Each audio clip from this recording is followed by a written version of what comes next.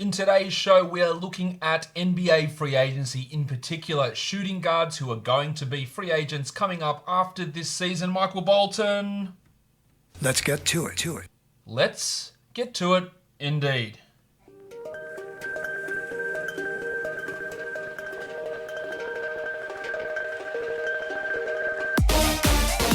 You are Locked On Fantasy Basketball, your daily fantasy basketball podcast, part of the Locked On Podcast Network, your team every day.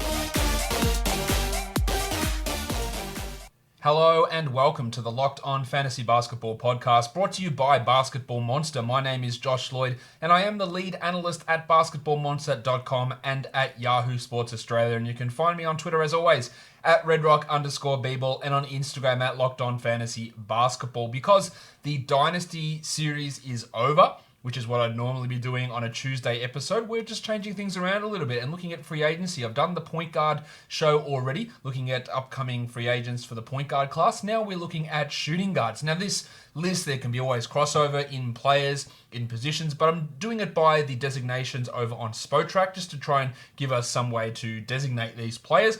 I'm also running down these guys not in a list of necessarily how much I think they'll get paid, but more in how many minutes they've played per game this season. That's the order of the list. I'm looking at the top 10 guys here in terms of minutes played per game for shooting guards in terms of their free agency coming up. So let's look at those players right now. And the first guy we take a look at, it's DeMar DeRozan. Now, DeRozan does have a player option. He made almost $28 million last season, and for player options, what I tried to do when looking at them, will this guy definitely pick this player option up, or is there a chance that he declines it? And with DeRozan, if I was him, and if I was opposing general managers, I would not be paying him the same amount, this $28 million for next season. I think, though, that he will be under the impression, and other general managers will be under that same impression, or they'll have that same idea, that they will give him a contract that's another 3-4 years, $20+ million. I think they will do that. And that's why I believe he will enter free agency. He is 31 years of age already. He's had 10 years experience in the NBA. He averaged 22 points per game and 5.5 rebounds, 5.5 assists. They're really good numbers. These are great numbers for basic stats if we're looking at the game back in the 80s. But we're not in the 80s. And DeRozan's inability to shoot the three ball, inability to even attempt a three ball, and the fact that he is an absolute non-factor defensively, he's playing up a position which makes it even worse defensively for him. It's a real detriment to this team. He's a negative in terms of on-off stuff for this squad, for the San Antonio Spurs. And despite being a really efficient scorer, a high scorer, it doesn't necessarily translate into the type of basketball where you want to be paying a bloke $30 million a year. 22, 6 and 6, let's round up. Great numbers. Great efficiency. Shot the ball well. Of course, he's deserving of that, Josh. Well, again, it's not just as simple as that. Playing DeRozan out there means that you're limited in how much Jakob Poeltl can play, how much DeJounte Murray and Derek White can play together, how much Lonnie Walker plays for this Spurs team. And any other team that he goes to, everything has to be specifically catered around him offensively and defensively. And he's not good enough to be that guy where you have to form a system. He's not LeBron James, who when he comes to your team, yes, the system just revolves around LeBron. That's not what DeMar DeRozan does. So his free agency is going to be really, really telling. And again, I do think there will be teams out there and players or opposing GMs out there who will think that he is worth that money. And I don't necessarily think it's going to be the case. Again, age 31, what are you giving him? 3 years, 4 years? Which team is San Antonio going to re-up there? I think that would be a big mistake from them. Again, with White and Murray and Walker all in that mix and looking for minutes. Do they need to get a real 3 in there? Absolutely. He's not a 3. Defensively, he struggles. There are a lot of worries about what DeRozan does, and I think his contract in this upcoming free agency is going to be one of the more polarizing ones out there in terms of what actually ends up happening with him, where he goes and what team invests in him, because it does have a big impact on the other players on that team, and it probably also does have somewhat of an impact on that team being a winning team. Not to say that he is a bad player, because he's not. He's excellent in the mid-range, his efficiency is great, he's got a ton of moves. But does that actually make your team significantly better if you don't have those right pieces around him? And that's where the worry lies to me with DeMar DeRozan. Next up, we look at Evan Fournier, who is 4 years younger than DeRozan. He was paid just $17 million, and I say just, it's obviously a lot of money. He has defensive issues, no doubt about that, but he's a bit of a shooter. Well, he's definitely more of a shooter than what DeRozan is. He can handle the ball a little bit. He's 4 years younger, and he's not going to demand the level of contract, I don't think, that DeRozan did. He averaged 19 points in 32 minutes, 3 assists.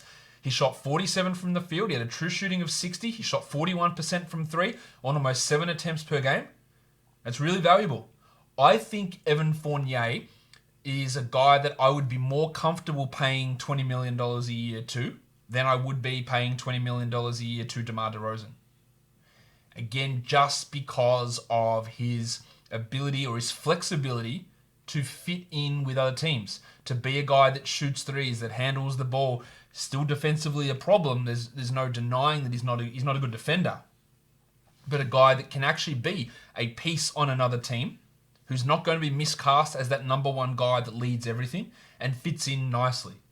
I think his free agency is going to be really intriguing. Now, what Orlando does there, it's not like they have these great shooting guard prospects coming through to take his spot. I think they'd be really, really keen on bringing Fournier back, and he does have a player option, and I would be really, really surprised if he picked up that $17 million of his player option. I think he looks at age 27, a 4-year, $80 million deal in a regular environment, regular current or financial climate would make sense as a contract to me.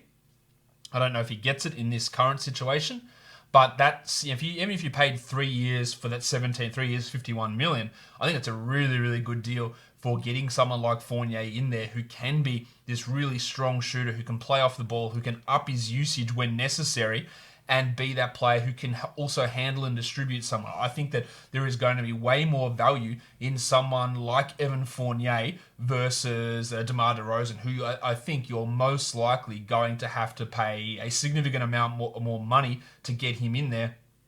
And the results, I'm not sure that they're going to be...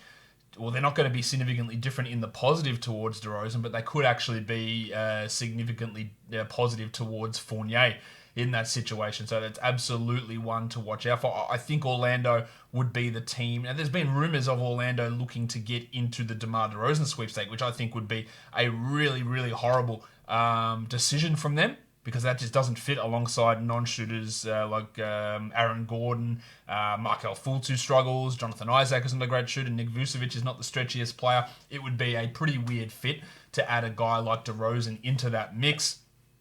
Fournier is basically a neutral in terms of on-off this year, negative 0.1 in terms of his on-off numbers this year. So that's a positive there with him, or not a positive, it's actually just a neutral, but at least it's not a big negative for Fournier to come in there as your starting shooting guard, or even as your sixth man on a team. I think there's quite a bit of value in Fournier for free agency coming up. Next player that we take a look at here on this list is Joe Harris, who makes very little money. $8 million a year. He's 29 years of age. He's an unrestricted free agent. He is going to make a lot more than that. Where he fits in Brooklyn with Dinwiddie, Irving, LeVert, Durant remains to be seen. That's 5 guys for 3 to 4 positions. Now, I think ideally you put Kevin Durant exclusively as a power forward, and then you run Harris, Irving, LeVert, and Dinwiddie as your 4 main guys through the 1 through 3 positions. But there's still, some worry about where that all fits. Now, Harris is an elite 3-point shooter. 41% on 6 attempts. He doesn't do really anything else apart from that. But having a guy who is a low usage player, who can sit out there outside of those superstars like Irving and Durant is really key. And this is the year that Brooklyn needs to go all in next season. So I think that they will look to bring him back. I think that he will command literally over $16 million a year. 3 years. If he doesn't get 3 years, 50 plus, I'll be pretty surprised. Joe Harris. He was second on this team in wins added, which is a strong number for a guy that just really does one thing, then that's shoot. He led the team in on-off, because when he's out there, good things happen. And that is, again, really, really key to have these guys who can perform in a smaller role, who can go out there and bang in threes and not need the ball in their hands consistently, which is exactly what Harris is as a player. He is 29, so I guess he's getting a little bit to that age, but with what his game is, why can't he be a Kyle Korver type shooter or offensive threat for the next 4 or 5 years comfortably?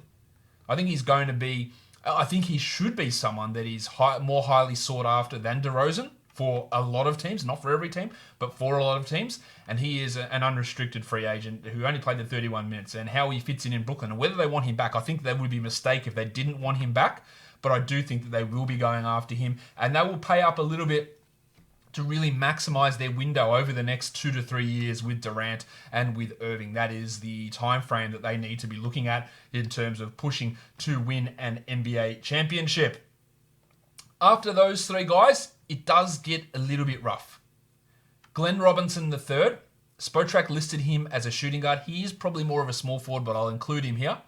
He played a big role for the Golden State Warriors. He played a significantly smaller role for the Philadelphia 76ers. He is on a $1.9 million contract. He is amazingly only 26. It feels like he's been around forever. He played 29 minutes and averaged 12 points. He hit 39% of his threes on only 3 attempts though. He's lost some of that athleticism that was really a strong point in his career before that ankle injury with Indiana. But again, as a 7th, 8th man, shooting guard, small forward, wing guy who plays some pretty solid defense and can go out there and be somewhat of a shooter, I think he does have some value that's worth exploring for this upcoming free agency. He did really well on a team that was going nowhere in the Warriors. When he moved to the Sixers, it wasn't quite as successful, but it is in limited minutes.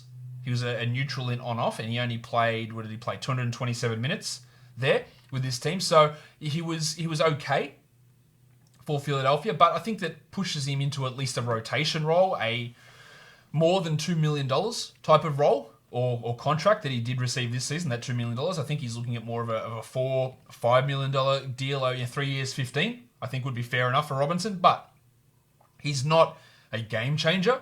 He's not a guy that you prioritize. He's a player that provides good value at that position that you want him to provide it at, which is on the wing and having shooters there. Really, really always needs that you have as teams, or you should be looking to fill out those spots. And I think that's why Robinson gets that value as he moves forward into free agency after getting a little bit underpaid in this last year. Well, actually not underpaid because he was shit before that, and he did sort of resurrect his career. Next guy we look at, Tim Hardaway Jr. I would have said it was a guarantee at the start of this season that he would pick up this player option. He had an $18 million contract this season. He's 28 years of age, but he played really well for Dallas. I wasn't even sure he was going to be in the rotation for them this season, and a lot of Dallas people that I spoke to said the same. But he started, played 29 minutes, averaged 16 points, hit 41% of his threes.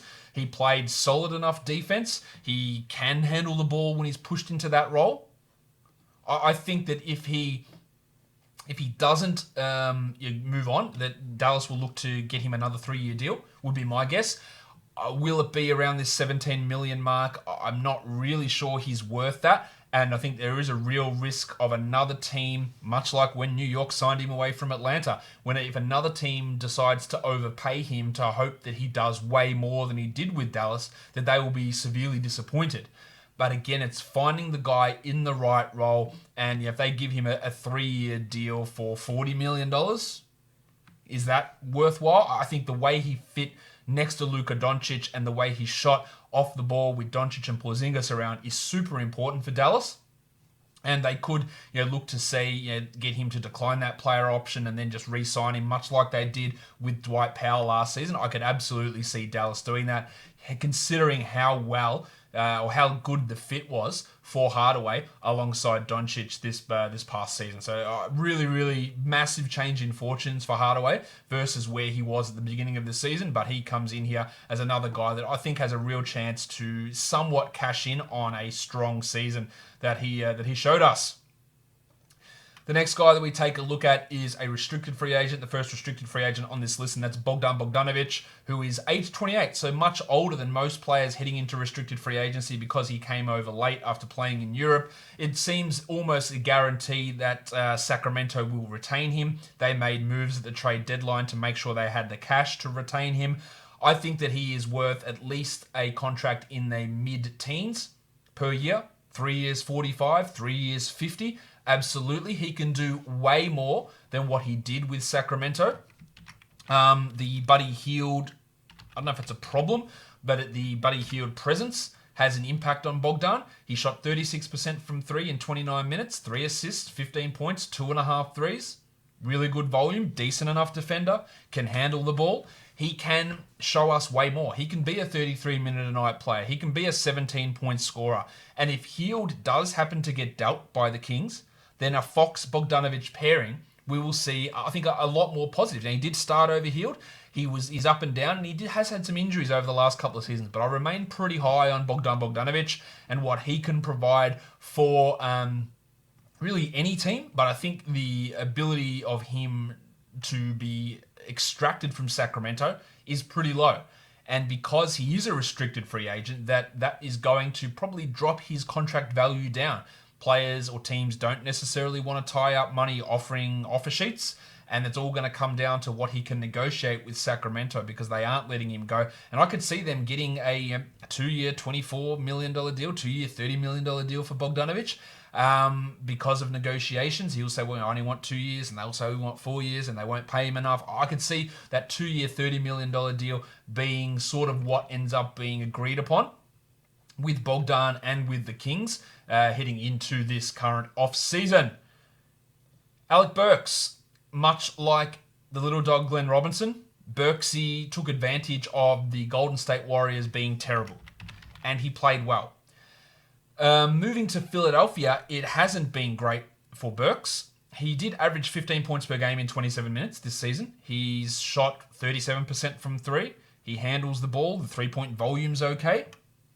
But again, not the greatest from him in his time with Philadelphia. 222 minutes, which is not a huge sample size, but a minus 5.7 is rough. And they had a need for a guard who could come in and be a ball handler and be a shooter. And in the end, Shake Milton took that role. So I don't think that Burks is going to be back in Philadelphia. He was paid $2.3 million this season in Golden State and now in Philadelphia. And I can see him getting that sort of similar deal, maybe marginally higher, but probably just 1-2 year type of deal. Like, I don't think anyone's falling over themselves with Burks. It also felt like a bit of him taking advantage of having that extra usage in Golden State and playing that smaller role in Philadelphia didn't work out as well for him, which is not a positive for his free agency moving forward. So I think there are some worries about where Burks fits in around the NBA and how much money that means he's going to be able to extract. But he's 29 years of age. This is the last opportunity, and I'm not convinced that it's necessarily going to go as well as he would have hoped. If you want things to go much better than you hoped in your life, in your professional life, you need to get smarter about getting information into your brain. And the best way to do that is with Blinkist. Blinkist takes non-fiction books and condenses all the information out of those books into 15-minute bite-sized chunks. Listen to it, read it, get all the key takeaways from non-fiction books and get it condensed down into a very, very listenable and digestible format. With Blinkist, you get unlimited access to read or listen to a massive library of condensed non-fiction books, all the books you want and all for one low price. And right now, for a limited time, Blinkist has a special offer just for our audience. Go to Blinkist.com/NBA, try it free for 7 days and save 25% off your new subscription. That's Blinkist, spelled Blinkist, Blinkist.com/NBA to start your free 7-day trial, and you'll also save 25% off, but only when you sign up at Blinkist.com/NBA. If you want to save money or you just love playing around with cars, RockAuto.com is a dream come true. Instead of going to your local auto store and getting the bloke behind the counter to type in on his computer what parts you need for an ever-expanding range of parts and cars available in the modern market, you can order these parts at home on RockAuto.com and save yourself up to 100% off the retail price of these parts. chain stores have different prices for professional mechanics and do-it-yourselfers, while rockauto.com, the prices are the same across the board. It's a family business and has been serving the auto parts community online for 20 years. So go to rockauto.com and shop for those auto and body parts that you need. And when you go and find the part that you want for the price that you want, when they ask, how did you hear about us? Make sure you write locked on in that box so they know that we sent you. Amazing selection, reliably low prices, all the parts your car will ever need. rockauto.com. Let's go on to the next guy now on my list here, and that is Langston Galloway of the Detroit Pistons. He is an unrestricted free agent, 28 years of age, and made $7 million this season. I respect Galloway for coming out of the G League, for his play with the Knicks, with the Pelicans, and getting this 3-year, $21 million contract with the Pistons. But let's be honest, he wasn't really worth it at the time, and he's definitely not worth it now. And I think he's going to struggle to get really anything more than that Alec Burks deal that we just talked about, that $2.2 million, maybe for 2 or 3 years. Dwayne Casey had an over-reliance on Galloway over the last 2 seasons for Detroit. He leads the Pistons in minutes, despite having one of the worst PIPMs on the team, and was a negative overall in terms of on-off numbers this year. He played 26 minutes and averaged 10 points. He shot 40% from 3. That's encouraging on a pretty decent volume and hit 2 threes per game. But the distribution was down. Defensively, he struggled a lot. He doesn't really get to the line.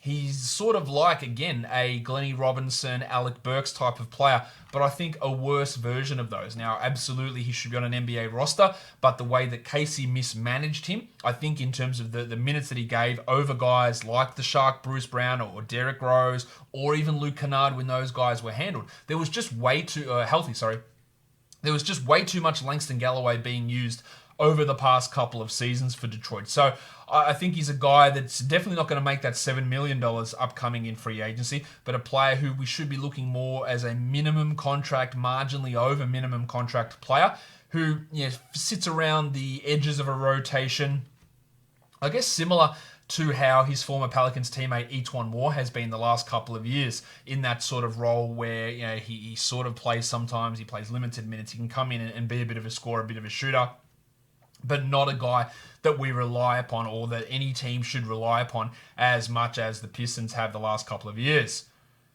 Next player up is Kentavious Caldwell-Pope, who made $8.3 million this season for the Lakers. He's only 27 years of age, which seems wild. I feel like he's in free agency every single year because he is. He's signing these 1-year deals. Only 26 minutes a night, 10 points, 1.5 threes. He shot 39% from 3.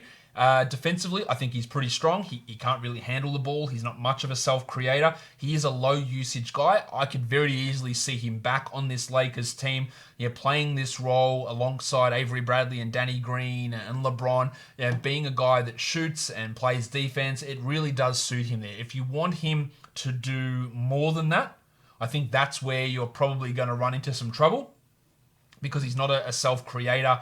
He's not the guy that you want defending up to the 3. He can defend 1s, and he's probably more suited on 1s than 2s. But that has value, especially on the team like the Lakers. But I fear that the team that values him the most and should value him the most is going to be the Lakers, and maybe that suppresses his overall market value. But a guy who has done really well in free agency. He does have a player option. I do think that he is going to... I've got him written as an unrestricted free agent. He actually does have a player option for this year. I do think that he is going to have a chance to... I think he will decline that and then extend out for maybe 2 or 3 years with this Lakers team. But realistically, he fits so perfectly with that squad that I think they'd be pretty foolish to let him go elsewhere.